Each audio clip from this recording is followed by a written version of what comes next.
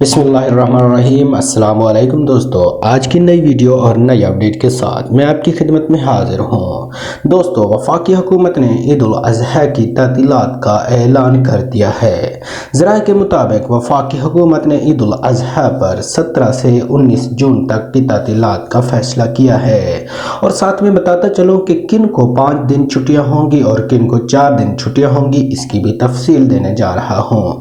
اور ساتھ میں یہ بھی بتاتا چلوں کہ پنجاب حکومت نے سرکاری ملازمین کو ایڈوانس سیلری دینے کا بھی کہہ دیا ہے، اور ایڈوانس سیلری بھی ملے گی۔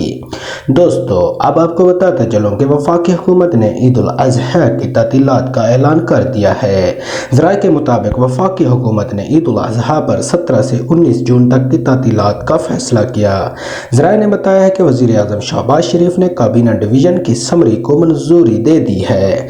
ذرائع کا یہ بھی کہنا ہے کہ کابینہ ڈویژن نے عید الاضحیٰ تعطیلات کی سمری وزیر اعظم سیکریٹریٹ کو بھیجی تھی۔ واضح ہے کہ پاکستان بھر میں 17 جون کو عید الاضحیٰ منائی جائے گی۔